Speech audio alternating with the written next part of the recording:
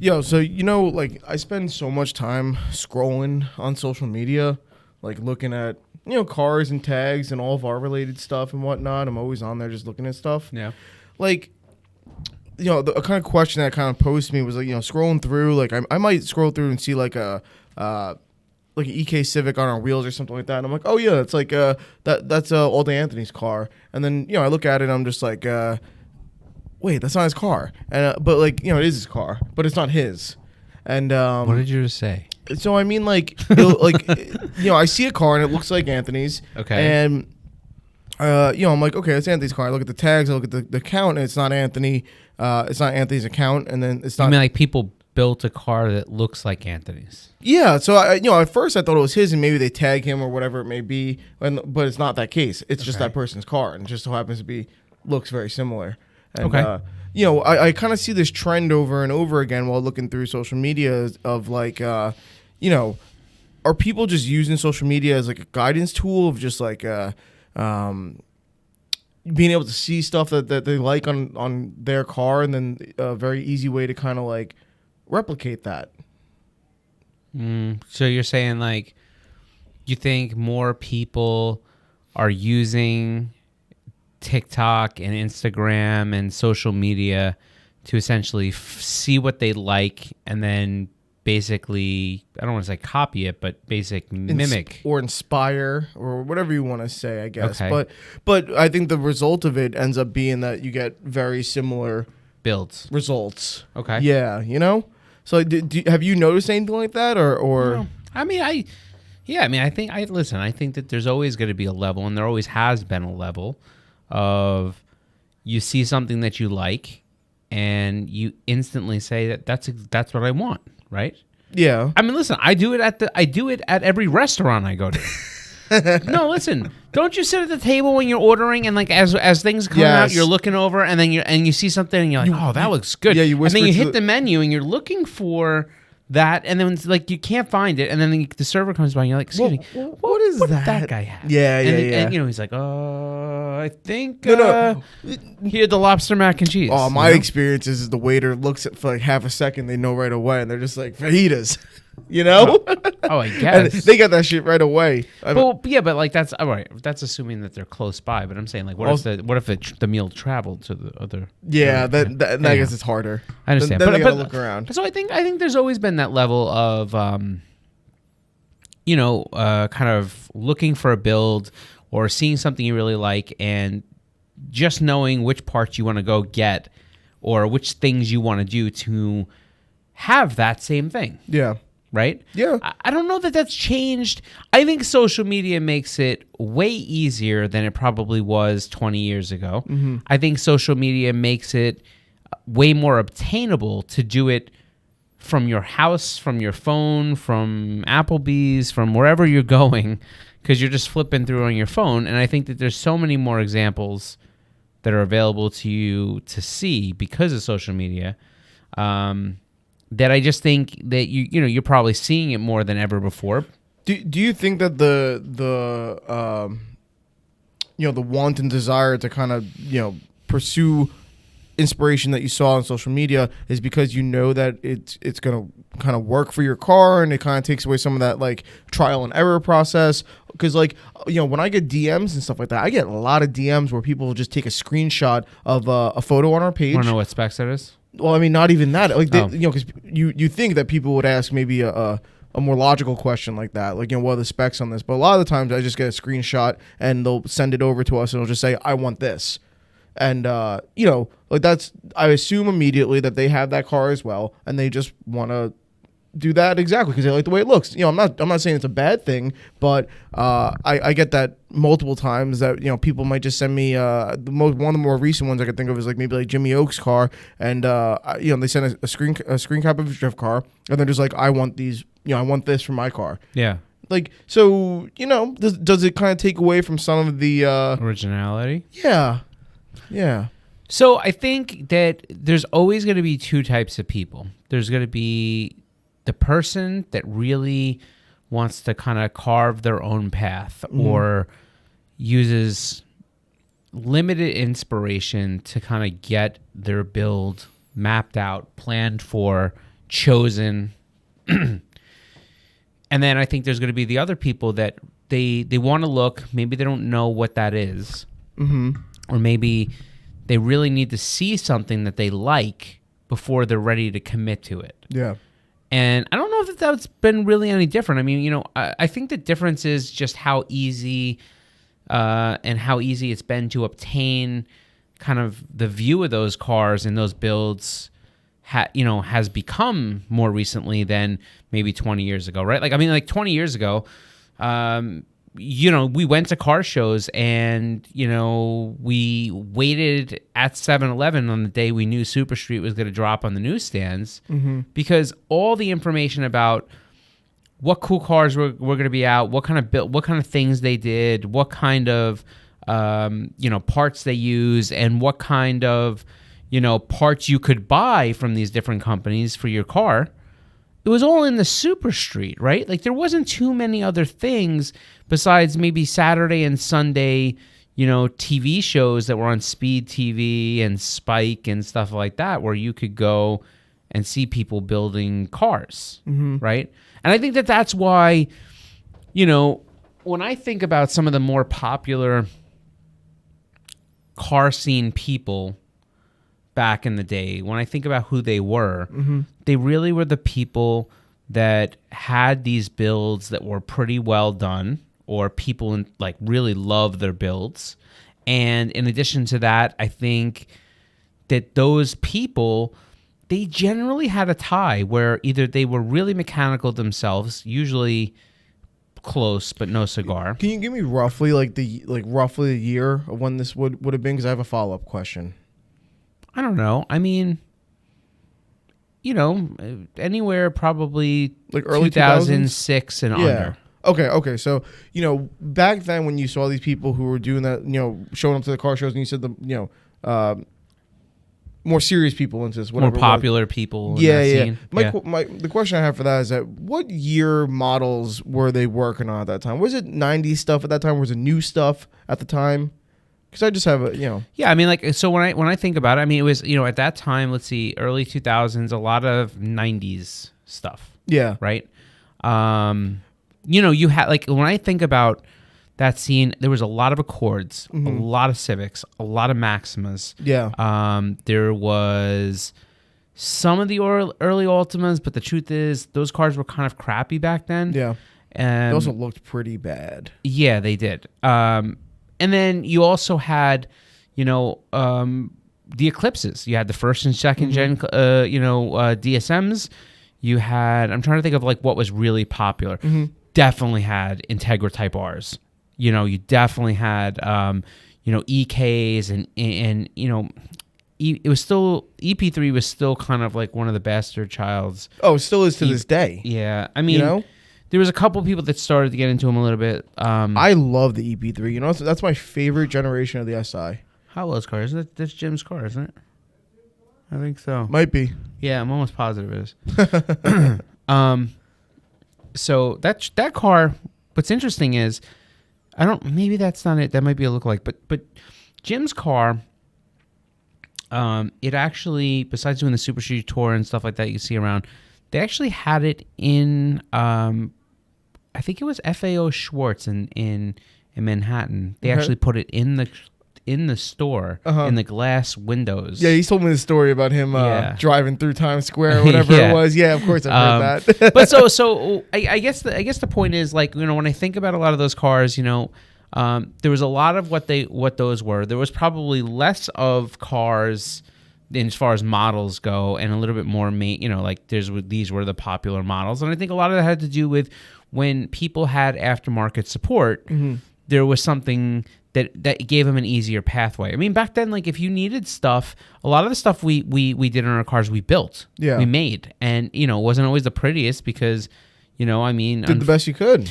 Yeah, I mean, I remember that I had a friend with a late '80s Prelude, and he had a tremendous amount of stuff performance wise that came from Home Depot. You know what I mean? Yeah, that's really making it work. Well, because you didn't have anything. You know what I mean? Yeah, I know how to. Hats off to him.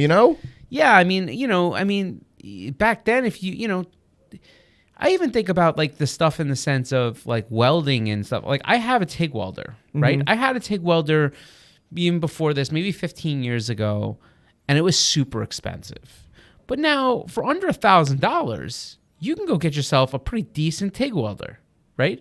So there's this thing where even the tools and the technology have come down in price. But like those popular car dudes, when I think about like some of the more local meets that we go to, or who were the popular people, they were the ones that had the really dope looking cars, and they had the dope parts, and they had and so those people used to either be really rich, extremely mechanical, and have some money, be really close or tied in with a motorsport store, because there was a lot of performance stores at the time, brick and mortar stuff. Yep.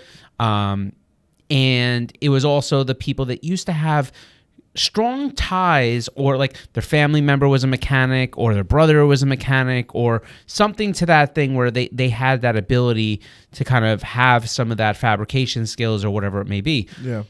Then, going back then, the performance shops, and I think Fast and the Furious, if you really read between the lines, you can really see the different inspiration for that time that was grabbed into that storyline. Fast and the Furious, like the first one, right? Like that was one of those situations where they painted, Dom Toretto to basically be the guy that when he put stuff on his car, everyone bought it. Yeah. And you know what? That may be a more stereotypical view of that, but that was real. Yeah. There was like legitimate performance shops back then that straight up gave parts away at their cost to their like the local pioneers type of thing, right? To the guys that had the cool cars, because they knew if those guys were out there running the cool stuff, that when people came in, they would buy it, and they would, they knew that like where'd you get that? Oh, I got this from this, tuning this shop, or I got this from East Coast Motorsports or whatever it was, and they would go there. And they're like, hey, I want to do this or this or this or this. So I think that there was a lot of truth to that storyline. And the Dominic Toretto, there was a Dominic Toretto of a bunch of different car scenes all over the country. Yeah. And he was the influencer then. Yeah.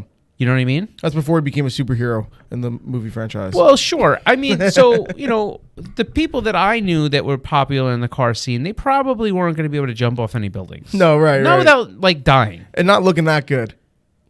I mean, listen, you have your own reservations about that. Man. I was just saying about the car thing. So, I mean, however you want to paint Dominic Toretto. Well, all right, so then you flash forward to now. And you have social media filled with not Dominic Toretto's, but with more average Joes who are putting their stuff out there for everyone to see. Yep. And you might get a person who does not have that real inspiring type of work done to their car, and more just kind of the average car, and more people, and say that one gets a lot of views or likes or whatever, it goes viral, whatever it may be. Like, then people are seeing that as their inspiration. Now, does that dilute the creativity and originality of other people's cars? Look, whether it does or it doesn't, I don't know that I can like clearly speak to it. Here's what I would say. I would say, does it really matter? Because here's my thought process. Yeah, is that I think as a car person, for me, I don't really care there's certain genres of cars that I love, right? There's a lot of exotics that I think are cool, but I like, it's not of my interest with them to, like, if I had my money to buy that. Okay. Right? So like me too. Right. So like I tend to like more of the stuff that's nostalgic to me. I tend to like, 90s JDM sports cars, and I tend to like, some eccentric stuff and some builds. I mean, like, like I said, when we joked about, God. Oh, no, go ahead. No, I was just saying, like, when we joked about things like, taking a Starion and putting a case swap into it, or we talked about like we should build something like that for like a giveaway build. It's because that's the stuff that I want to build. Yeah. Right? Like I don't really care what people think it looks like, or whether it compares to, somebody that buys, a McLaren or a GT3. Like, I just think it's a cool build, and it's fun, and it drives fun, and like and that ticks the boxes for me. But at the end of the day, if somebody is able to accessorize their car, whether they saw it on, on Instagram, whether it looks the same as somebody else's build, if they truly are happy, if it makes them happy, then I think that that's okay. Where I struggle a little bit is that I guess people are using that more or less in the sense of almost like a visualizer tool. Yeah. I have a good one for that. Yeah. So for me, by the way, before you even jump on that, I don't mean like I struggle with the fact that they're using it as a visualizer tool. I just mean like I struggle with it a little bit where if you're using it for a visualizer tool, I get it. Well, here's how I use it as a visualizer tool. So my last 4 cars or so, at the time when I bought them, were like basically at most 9 months old. Like my last 4 cars were all very up to date when I bought them. So, so I went through for the last 8 years or something like that, the whole thing of like waiting for aftermarket support.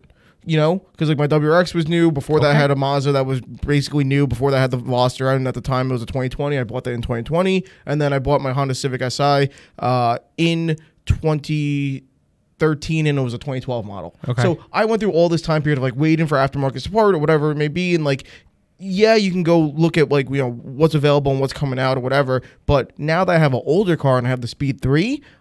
There's been so much done in that aftermarket market. Yeah. So I can now, like, I found myself trying to find myself like a, like Z Society on Instagram or something like that. Like, and, all things Z related or whatever. I've been trying to find an Instagram page like that, but for, the Speed 3s or the MPS or whatever they want to call it. Right. And that way I can kind of just go through. And just skim through and see, oh, that's dope. Yeah. That's dope. What is that? Right. Exactly. Because I'm unfamiliar. There's been so many years of so many different things that have come out onto that particular car's aftermarket, and I can now look at it and kind of see it as a whole, as opposed to I always used to be looking at companies, seeing, hey, when are you guys going to release something? Honda, when are you doing the Flash Pro? Something like that, or... Yeah. Well, so now when you think about the way you handle it, do you now think that maybe that you're a copycat? Do you think your builds are unoriginal? Yeah, I mean, but I'm not trying to be the most original guy. I'm that's fair. So I don't feel any kind of shame in that or anything like that. Right. That's my daily driver. It's my beater, and I still like to do little bits of things in here and there. But I'm not gonna be, But I guess I'm going back to the point I was talking about before, right? And I'm saying like, all right, so. When you get these parts, in theory, if you pulled up to a dude at a car show and your cars looked identical. Yeah, which happens, Okay. That happens. Would you be upset or would you not really care? You kind of laugh it off because you would think to yourself, you know what? At the end of the day, like, I put the stuff in my car. Yeah, I saw it from someone else. I got inspiration from somewhere else. But I'm really happy with what I have. Like, or do you look at it and go, crap? I think there's 3 ways to look at that. Yeah, but how do you look at it? Me? I'm trying to think. You pull up to a car show. Yeah. Pull into a spot. You want to be parked near all the Mazda 3s. Yeah. Right? Mm-hmm. So you pull in, and there is a car that is virtually identical. Yeah. To what you did. Same wheels. I would have 2 thoughts. Yeah. I would have 2 thoughts. Yeah. And it would be, 1, damn, that kind of sucks. I feel like mine's just like everyone else's or whatever. 2, it would give me that kind of reassurance if I look at his car and I go, his car looks nice. I would have that reassurance of like, I feel like I did a good job of mine. There's 2 ways to look at it, and they're kind of opposite ends, and I don't know which would feel more or less in the actual time of. But I take the stance. Mm-hmm. If I pull in and my car looks like the guys next to me, I mean, like, identical. Yeah. Now, I'm not talking about looks. I'm talking about, like, you open the hood. You guys got all the same stuff, right? Yeah. Yeah. I am messed up. Yeah. I'm upset. Yeah. Because I purposely, when I work on my car, when I put parts in my car, I'm always looking to try to go the extra step. I don't want to just bolt something on. Yeah. I want to truly integrate something into the car. And you've heard me say that a million times, and I always have felt like that. But I also came from a time where, for me, it was really important that I was trying to do things for me. Like, just for me. Mm-hmm. So I can understand if somebody shares the view of, yeah, I didn't necessarily imagine these things. I saw this, I saw that, but when I put these things on my car, they made me happy. Yeah. Because when I do things that are unique to my car and I feel like I've went the extra mile to imagine them, make them, create them, not just buy something off the shelf, or if I do buy something off the shelf, modify it in a way that it really works, or I feel like I made it better or whatever it is, that makes me happy. You know what I mean? So I guess I don't know that I really critique people for copying, or do I think like, the originality kind of is the unoriginality could be a problem. I almost look at it in a sense of, if it makes them happy, that makes me happy, because I like car enthusiasts regardless of what genre they're in. Okay, well then your opinion, this might be a different kind of question then, but in your opinion, does that make like the standards for what makes people happy about their cars too low? I think it's a self. Yeah, but you as a car guy looking from an outer scope, like, does it make it too, simplified, black and white, whatever you want to call it? The reason I don't think I can answer the question is because I think it's the question that would basically I'm setting you up be for like, a bad answer. No, because I guess when I think about it like this, is that's like me mocking people for buying an intercooler kit when I may take the path of buying all aluminum piping, cutting it, welding it, and making it myself. Yeah. Like, is there something wrong with the kit that they bought? No. Not at all. Like should I feel proud about what I did if I make it myself? It works just as good. Yeah, I think I should. But should they not feel proud that they purchased something and they bolted it on their car? No, I don't think so. You know what I mean? Do I think that the nature of how easy it is to see other builds that may be like yours and kind of mimic those builds, do I think that that's taken away from some originality? I don't know. Do I think it's made it easier? Yeah, of course. Yeah. However, I'll argue that I also was in the time where import tuning and sport compact cars, I remember the part where there was 6, 7, 8 cars that had aftermarket support, and everything else had a spattering of parts, right? And so if you wanted stuff, you made it. Or, you found somebody that made it. Or there was a shop that was making these things, and then somebody else said something. Next thing you know, they were making a lot of them. Or there was a mod that somebody was doing, and they were saying like, hey, if you try this or do this or do this, and then you would do it, and then either you would feel a certain way about it. That happened to me a lot. Like, you were in that stage where there were some forums, and a lot of the stuff that you were learning was from different tracks or car clubs, physical meets that you were going to, and you would see somebody do something and it would give you an idea, and you're like, well, I like that, but I don't want it to look as kind of crappy as it did. So what would you do? You would get into that realm where you would try to take what they had, the workings of it. Yeah, I saw the light go out too. And you would essentially try to make it look better, try to make it function better, right? Right.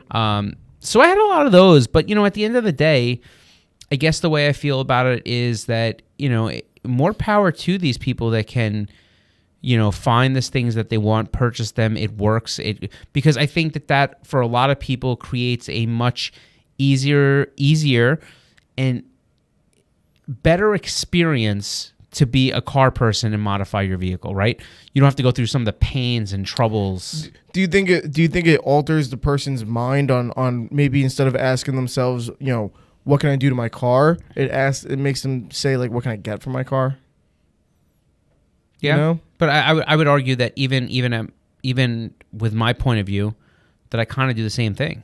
Yeah. Like, I browse a lot of different sites. The only thing I think that's maybe really different for me, and maybe I'm just, I know that I'm a little bit more on the other side of the spectrum of being a little bit more intense with this stuff, right? Sure. But what does it for me is when I look for things, I tend to go outside of my vehicle. I tend to go outside of even our genre a lot. I'm, like a lot of times when I'm looking for inspiration, I'm looking at cars that are exotics or supercars or, high-end cars or race cars or, maybe even domestic cars, different cars that have different things, and kind of saying like, oh, that's interesting. Look what they did to cool those things down. Or look what, and I'm not looking for all that stuff like inherently, but I'm a student. I'm an observant student of what's going on throughout automotive in general. And I'll tell you right now that there's something I'm working on even for my car, which I don't know that will work or not, but I'm just crazy enough to do stuff like this, is that like my Z gets really hot, right? Now, what's interesting is I spoke to Vinny Dan about this, and he, with all his car wisdom and knowledge, he tells me, you're wasting your time, don't bother. Damn. So I tend to believe that he's going to be right. Yep. But something in this project still makes me want to do it. Okay. So my thing is that the Zs tend to run very hot. Yep. And one of the problems they have is cooling.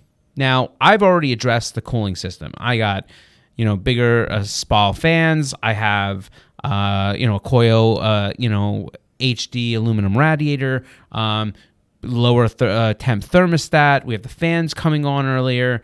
I've done a lot of cooling system mods to help, and it does. It helps so much.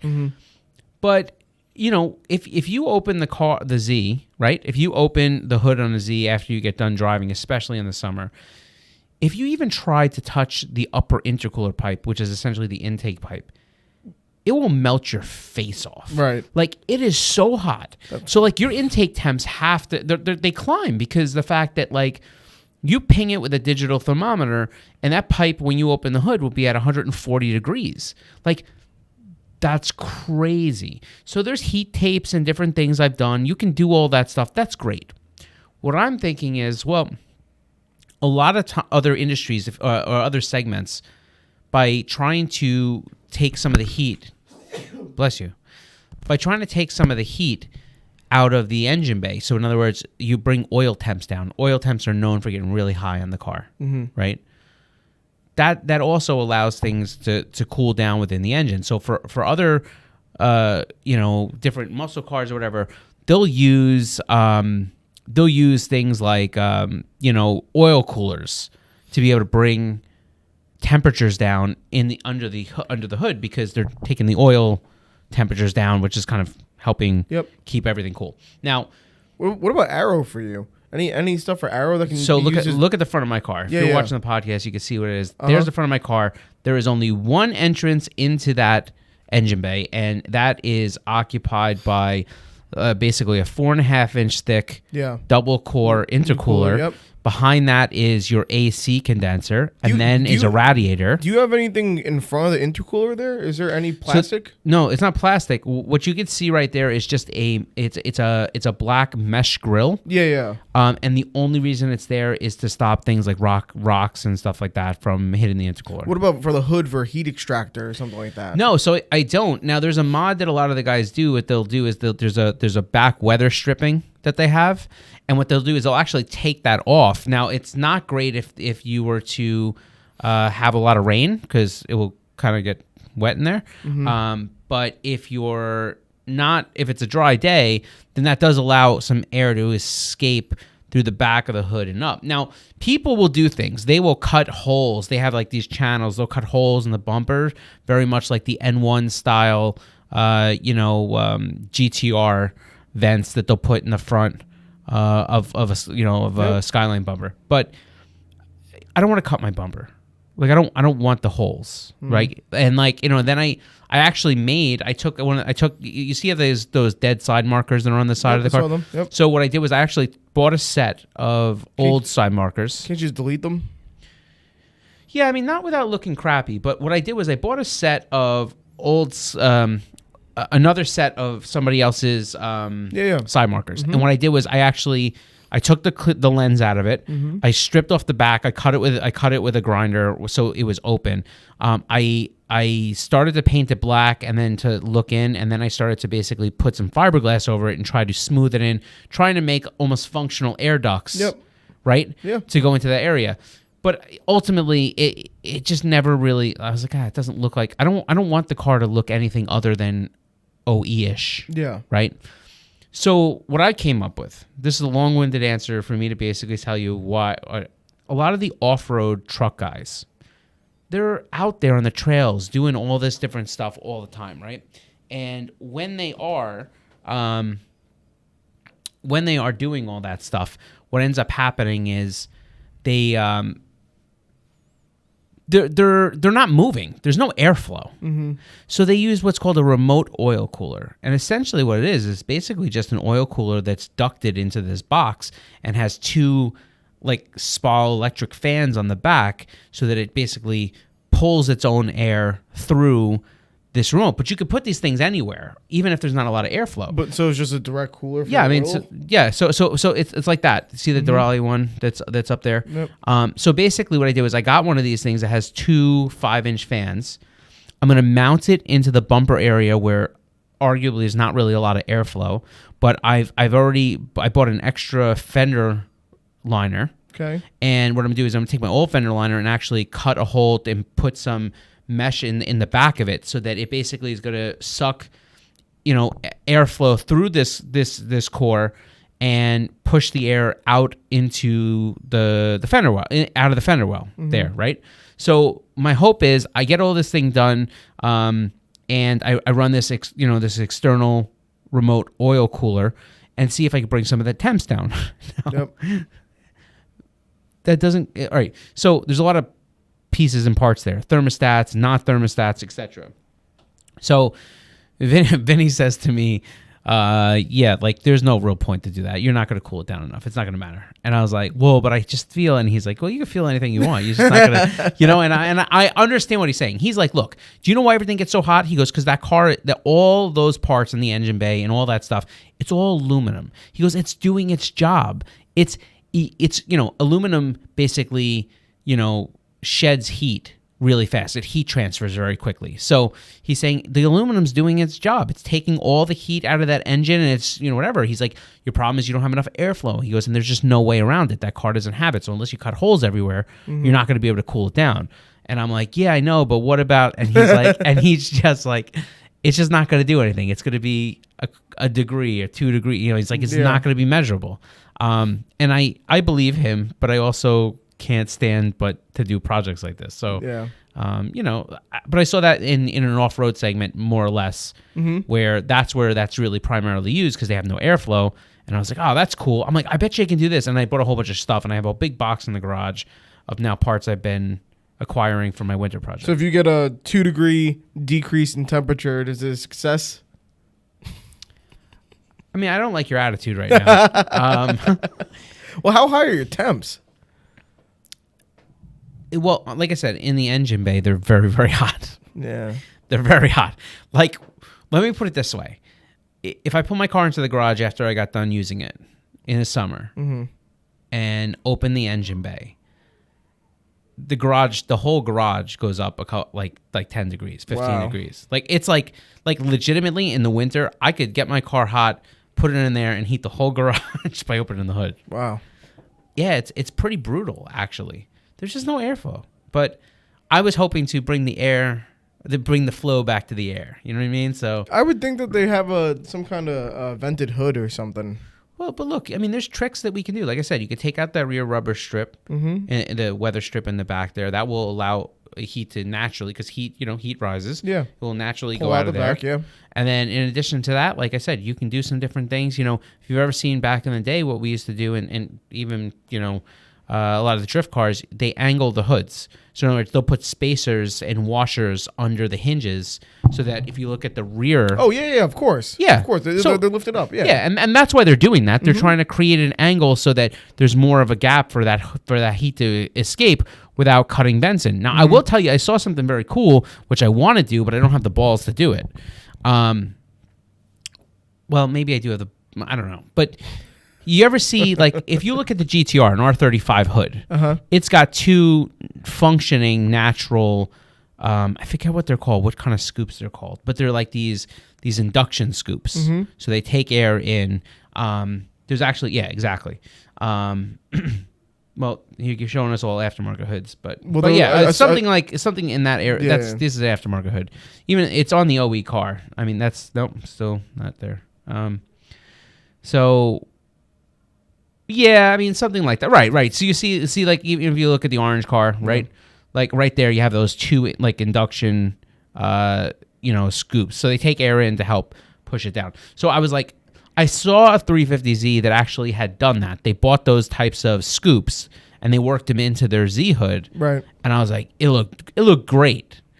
And then I was like, yeah, but like then I gotta cut my hood. Like there's no going back. So then we get a spare hood. Yep. But I already have a lot of spare parts.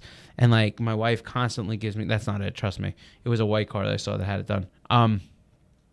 So basically, bottom line is, I want to do that. I want to do different things. But at the end of the day, like I really just want my car to look stock-ish, right? Like enhanced. So anyhow, that was a long answer for a simple question, I think.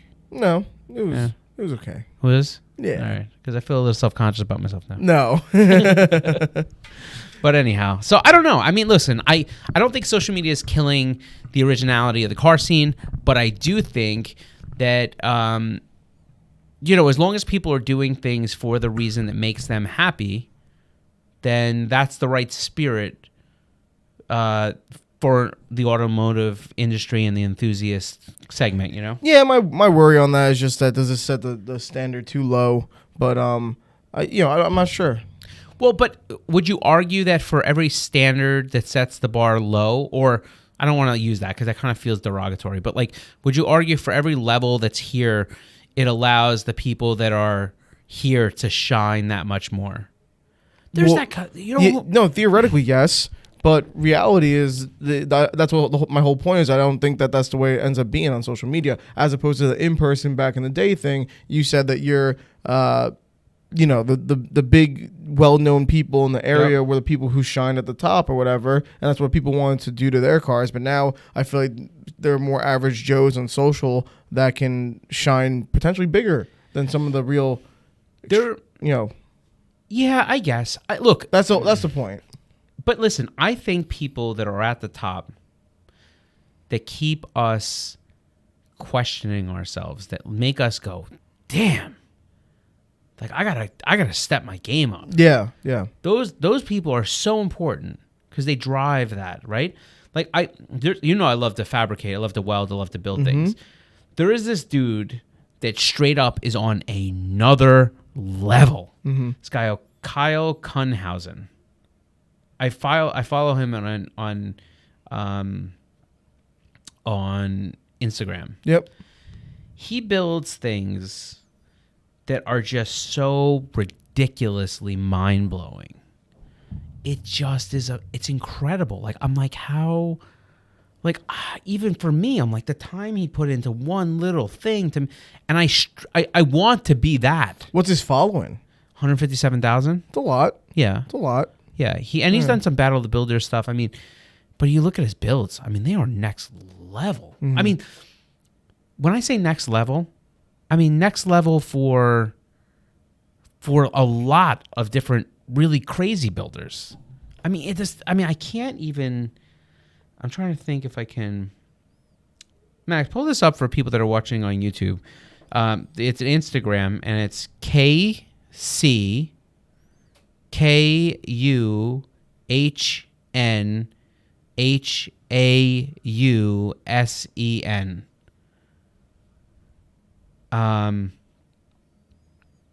I mean, his stuff is just so ridiculous. I mean, Rich, you gotta see some of this stuff, the stuff that he builds. I mean, engineers his own suspension. Here, look. Oh, it's Thanksgiving. Yep, that's him. I mean, you got to look at some of this stuff. This stuff is crazy. Keep going, Max. I'll show you one. Just keep going down. Keep going. I want to show you like some of the types. I mean, yeah, he's doing some crazy work. Not only that, but look how clean this is. I know. But please. I mean, keep going. I want to show you some stuff that's like just crazy. Stop. Let's see. We getting there? Here, go down. Oh yeah, this is good. Is that a video where he's got the oil tank above? Right there? Yeah, see if that's a video. Is that a video or is that... No, it's not. Yeah, it's a video. Oh, watch this. This dude is ridiculous. He makes his own fittings, right? Like, no big deal, right? I'm just going to quickly, whatever. Oh, I'm just going to make this dry sump oil tank system. Oh, no big deal. Just make that little tube that goes in there. I mean, like, that's one little piece. this guy is on the next level. Mm-hmm. Like I dream of him being him one day. He got that idea for that fit in for like that's like the same mechanism as a GoPro holder. Yeah, but it's not. That? Well, I don't know about if it's GoPro. It looks like one of those Wiggins types clamps. That looks just like the way that they strap in a GoPro. Tell me not, Max. When I talk to you, it's a mini Wiggins type clamp. But what's interesting to me, if Max, if you go down a little bit more, you'll see that there's like when he built this oil tank. There's a video of like when he did this stuff, how he fit it. I wonder if this is it.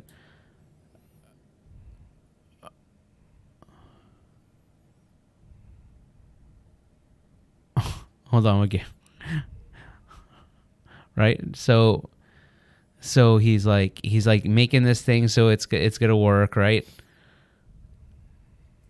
I mean, he shows you the internal baffling of it. I mean, this stuff is ridiculous. I mean, the stuff that he's doing. And then making a dipstick. I mean, this stuff is crazy. You understand how crazy this stuff is? I mean, he's templating. I mean, look at the mount. Look at the dimple hold mount that he made so it flush mounted in. Yeah. Then he makes the tubes. I mean, you saw how it was fitted. I mean, this is crazy.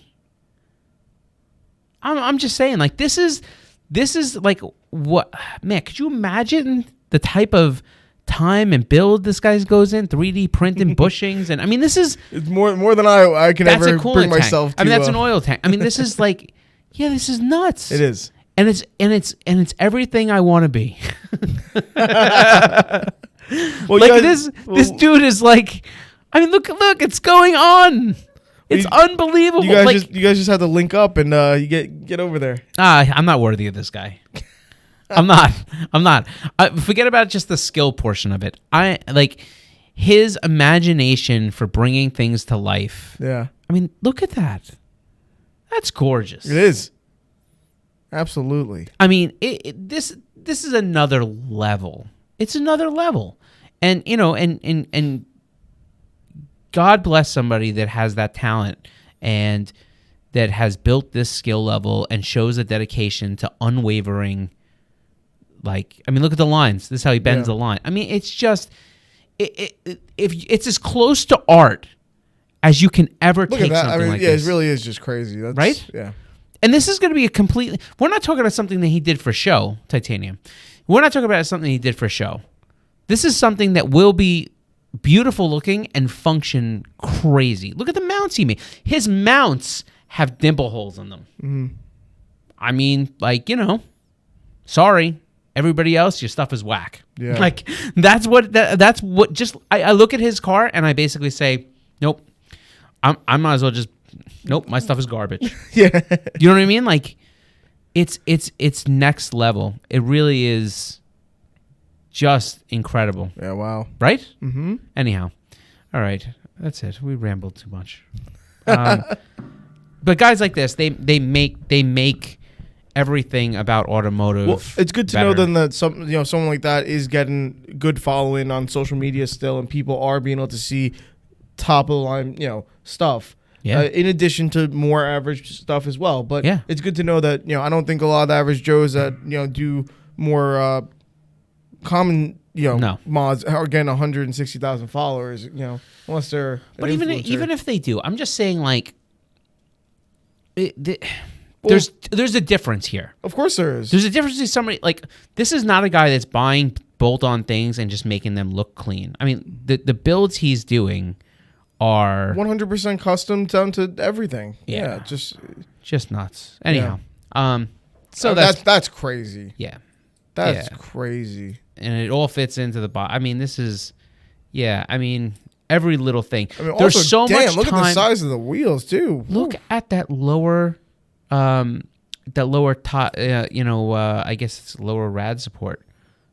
I mean, look at that thing. He's got sleeves and into the entire pipe to give it that radical look. Not necessary. Cool as hell. Not necessary. I wonder what the time frame is on something like this. Oh, years. Yeah. Yeah, years. But like, gorgeous. Anyhow, all right, cool.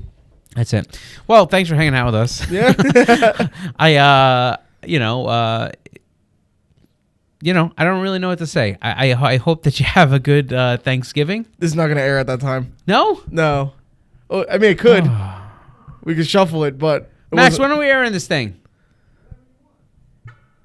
What was supposed to be today? Another one that we had already done. We'll do it today.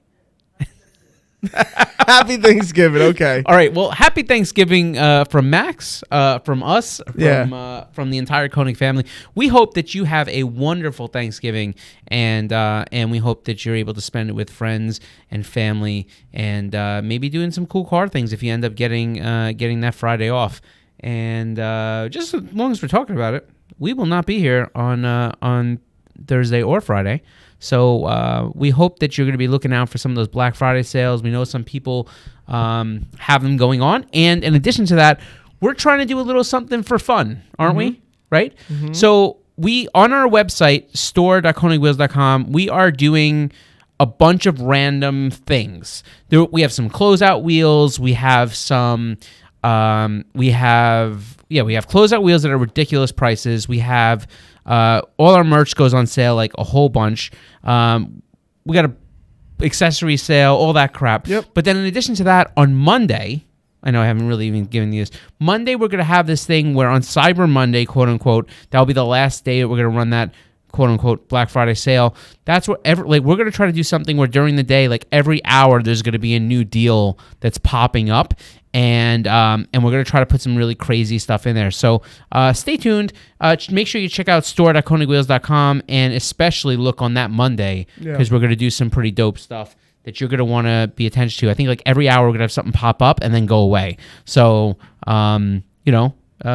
keep your game strong on your refresh. You know what I mean? Absolutely. Take care. Have a good Thanksgiving. We'll catch you on the next one. Peace.